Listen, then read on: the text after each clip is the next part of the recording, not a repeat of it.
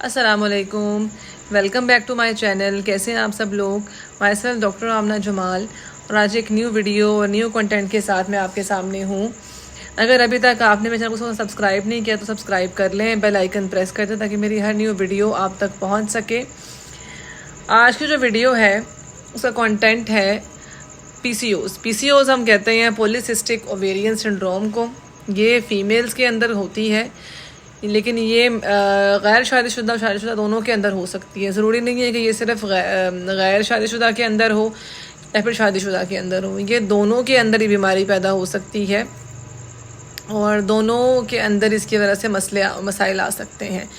सबसे पहले तो ये कि हम बात ये करते हैं कि कोई फ़ीमेल है अगर, तो उसको अगर चेहरे पे बहुत ज़्यादा बाल निकल आए हैं या उसको चेहरे पे बहुत ज़्यादा दाने निकल आए हैं कि उसका पूरा चेहरा दानों से भर गया है, या फिर उसको साथ में ये है कि उसको जो माहवारी आती है, पीरियड्स आते हैं, वो टाइम पे नहीं आ रहे या वो 2 महीने बाद आ रहे हैं या महीने में 2 दफ़ा आ रहे हैं, और इसके अलावा उसका मोटापा दिन ब दिन बढ़ता जा रहा है और उसमें कोई फ़र्क नहीं आ रहा। अगर ये सारी चीज़ें उसमें मौजूद हैं, ये नहीं कि इनमें से कोई एक चीज़ ही होगी, ये सारी चीज़ें ही होंगी, तो उसमें क्या पीसीओएस हो सकता है या नहीं हो सकता।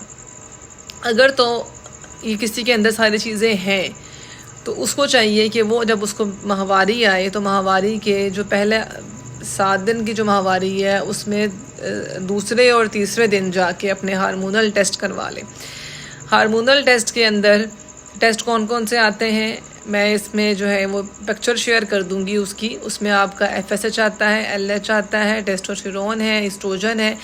ये सारे नाम काफ़ी मुश्किल हैं, ये आप लोगों को समझ में नहीं आएंगे, लेकिन ये टेस्ट में यहाँ पे इसके पिक्चर ज़रूर शेयर कर दूंगी कि आपने ये टेस्ट करवाने हैं अपने, और एक अल्ट्रासाउंड करवाना है। अल्ट्रासाउंड कौन सा करवाना है वो भी मैं यहाँ पे शेयर कर दूंगी। अगर आपके रिजल्ट्स पॉजिटिव आ जाते हैं और आपकी अल्ट्रासाउंड की रिपोर्ट किसी भी डॉक्टर को दिखा सकते हैं, और अगर उसमें ये लिखा हुआ आ जाता है कि आपको पॉलीसिस्टिक ओवेरियन सिंड्रोम है, तो उसके बाद आपने क्या ट्रीटमेंट लेना है, और अगर आपको ऐसा कुछ भी लिखा हुआ नहीं आता तो फिर आपने क्या करना। अगर आपने टेस्ट करवाया है और आपका टेस्ट जो है वो नॉर्मल है और आपका जो अल्ट्रासाउंड है उसमें भी कुछ नहीं आया, तो फिर आपने क्या करना है। फिर आपने सिंपल लाइफस्टाइल मॉडिफिकेशन करनी है। उसका क्या मतलब है कि आपने खाने पीने में फ़ास्ट फूड, जंक फूड बिल्कुल बंद कर देना है। एक होता है कम करना, कम नहीं करना, इसको बिल्कुल बंद कर देना है। दूसरे नंबर पे आपने रेगुलर वॉक करनी है या फिर एक्सरसाइज करनी है या वर्कआउट करना है। ये इन तीनों में से जो काम आप कर सको बेटर है, ताकि बेसिकली आपने अपने जो फैट है, जो चर्बी है, उसे गिलाना है। और वो गिलाने का तरीका यही है कि आप मज़ीद चर्बी जो करती हैं चीज़ें वो रोकें, वो खाना पीना बंद करें, और दूसरे नंबर पे जो चर्बी आपके अंदर जमा हो गई हुई है उसे ख़त्म करने के लिए या कम करने के लिए आप वर्जिश करें। उसके बाद तीसरी चीज़ ये, मिल्क टी जितना हो सके उतना कम पिए। अगर आप दिन में 1 कप भी पीते हैं तो काफ़ी है। अपनी ग्रीन टी की मिकदार बढ़ाएं, उसको मैक्सिमम अमाउंट पे लेके जाएं। जितना आप हो सकता है उतनी आप उस ग्रीन टी को हर खाने के बाद इस्तेमाल करें। नीम गर्म पानी पिए। जैसे मैंने वेट लॉस में चीज़ें बताई थी, उन चीज़ों को आपने अप्लाई करना है अपने ऊपर, और स्ट्रिक्टली अप्लाई करना है, क्योंकि अगर आपका वज़न ऐसे ही बढ़ता रहा तो आपके ना तो चेहरे के बाल ख़त्म होंगे और ना ही आपकी आवाज़ में तब्दीली आएगी, और उसके अलावा आपको शुगर भी हो सकती है। क्योंकि पीसीओएस, और अगर पीसीओएस नहीं भी है आपको तो पीसीओएस हो जाएगा, क्योंकि उसमें जो रिस्क फैक्टर्स होते हैं वो यही सारे होते हैं। इन्हीं सारी चीज़ों की वजह से लड़कियों में पीसीओएस डेवलप होता है। अब पीसीओएस होता क्या है। पीसीओएस में बेसिकली आपकी जो अंडेदानी होती है, या जो हम जिसको ओवरीज कहते हैं, उसमें हर मंथ एक साइकिल चलता है, और हर मंथ तभी मंथली आपको माहवारी या पीरियड्स आते हैं। अब वो जो मंथली साइकिल चलता है, उस साइकिल में हमने उसमें क्या होता है कि एक एग रिलीज़ होता है या एक अंडा निकलता है आपकी ओवरी से, जो अगर तो प्रेगनेंसी की तरफ ना जाए तो वो ज़ाया हो जाता है, और वो ज़ाया माहवारी की सूरत में होता है। लेकिन अगर पीसीओएस होगी तो आपकी ओवरी के अंदर, एक अंडेदानी के अंदर सिस्ट बन जाएंगी, पानी की थैलियाँ बहुत ज़्यादा बन जाएंगी, जिसकी वजह से क्या होगा कि आपका अंडा नॉर्मली अगर निकलता है 15वें दिन तो वो नहीं निकलेगा, ठीक है। वो या तो 20वें दिन निकल जाएगा या वो 10वें दिन निकल जाएगा, तो आपकी जो माहवारी होगी वो इर्रेगुलर हो जाएगी।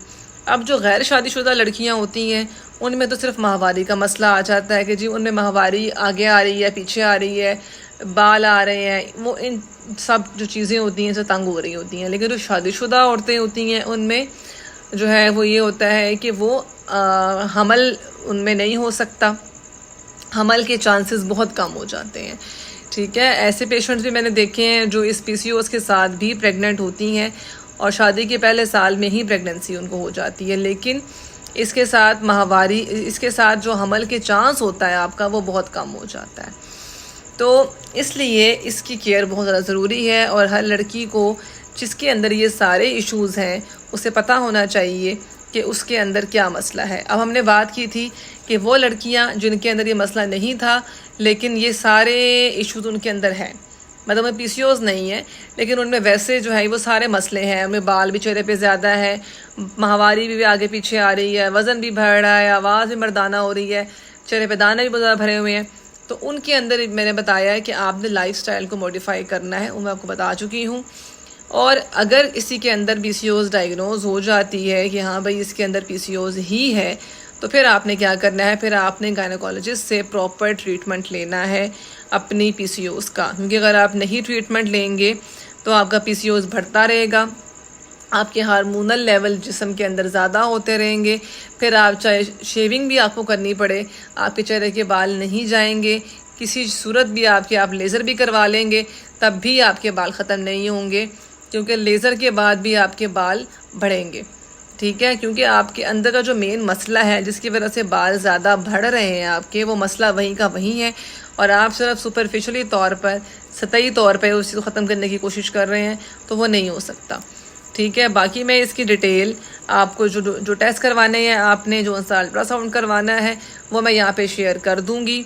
ठीक है, तो इसको ज़रूर देखें और अगर किसी का लड़की के अंदर ऐसा कोई मसला है तो वो अपने टेस्ट ज़रूर करवाए ताकि उसका मसला जो है वो बढ़ ना जाए, क्योंकि अगर शादी के बाद उसको ये मसला रहेगा तो उसमें फिर जब हमल नहीं होगा तो उस वक्त टेस्ट करवाने से बेहतर है कि आपको जब मसला शुरू हुआ है आप उसी टाइम टेस्ट करवाएं ताकि ट्रीटमेंट स्टार्ट से ही हो सके।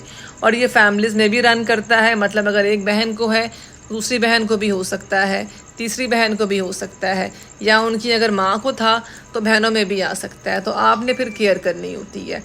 ठीक है, अगर किसी में PCOS अभी नहीं हुआ और लेकिन उसमें वज़न बढ़ना शुरू हो गया है और चेहरे पे बाल आना शुरू हो गए हैं लेकिन अभी PCOS नहीं है, तो वो अभी से अपने लाइफस्टाइल को वैसे मॉडिफाई करे, अपने खाने पीने में एहतियात करे, फ्रूट्स का इस्तेमाल करे, फ़ाइबर्स का इस्तेमाल करें।